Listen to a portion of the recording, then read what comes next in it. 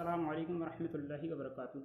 आप देख रहे हैं मेरा यूट्यूब चैनल जियो तो नबी के लिए मरो तो नबी के लिए। आज मैं आपके सामने बहुत ही अहम मालूमात फ़ातिहा के मुताल्लिक़ लेकर हाजिर हुआ हूँ। तो आइए बगैर वक्त को ज़ाया किए शुरुआत करते हैं कि फ़ातिहा के मुताल्लिक़ लोगों ने बहुत सारी गलतफ़हमी बयान कर रखी है, जिस तरह दीगर चीज़ों में है।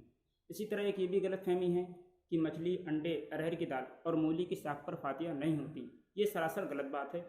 फ़ातिहा इन तमाम चीज़ों पर हो जाती है। दूसरी बात, इसी तरह ये समझा हुआ है कि मीठी चीज़ पर ही फ़ातिहा होती है। ये भी ज़रूरी नहीं। जिस तरह मिठाई पर फ़ातिहा होती है, इसी तरह नमकीन चीज़ों पर भी, चाहे पकौड़ी हो, समोसे वगैरह हो, इन पर फ़ातिहा हो जाती है। बेहतर यही है कि मीठी चीज़ पर फ़ातिहा दिलवाई जाए। इसी तरह घर के खाने पर भी फ़ातिहा हो जाती है।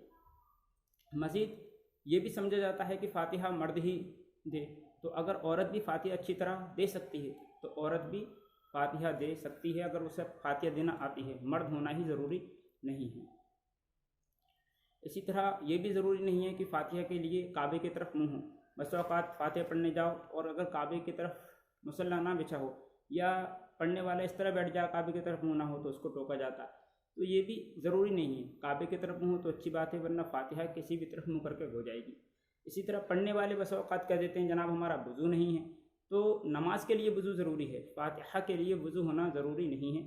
अगर वज़ू नहीं है तब भी फ़ातिहा हो जाएगी, वज़ू हो तो अच्छी बात है। इसी तरह सर ढका ना हो तब भी फ़ातिहा हो जाएगी। खामखा सर नंगा करके फ़ातिहा ना दें।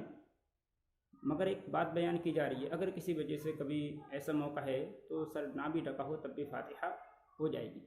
इसी तरह बैठकर और नंगे पाँव ही फ़ातिहा हो ये ज़रूरी नहीं है। बेहतर ये है कि आप बैठ कर दें, खाना सामने हो। मगर अगर मौका नहीं है किसी वजह से तो खड़े खड़े भी जूते या चप्पल पहनकर फ़ातिहा हो जाती है।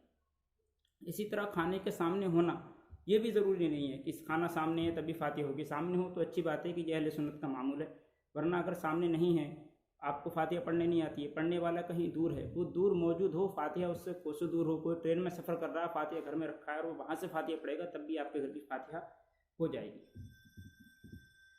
इसी तरह मुसल्ला ही पर फ़ातिहा हो ये भी ज़रूरी नहीं है। मुसल्ला ना भी हो, आप कोई भी पाक और साफ़ चीज़ बिछा दें तो उस पर फ़ातिहा हो जाएगी। इसी तरह फ़ातिहा में दिन या वक्त की कैद नहीं है कि जनाब दिन के 12 बजे नहीं होगी, रात के 12 बजे नहीं होगी, या रमज़ान में लोग पूछते हैं रमज़ान के महीने में फ़ातिहा होती है या नहीं होती है। तो फ़ातिहा 24 घंटे में किसी भी वक्त, हफ्ते में किसी भी दिन और साल में किसी भी महीने में फ़ातिहा हो जाती है।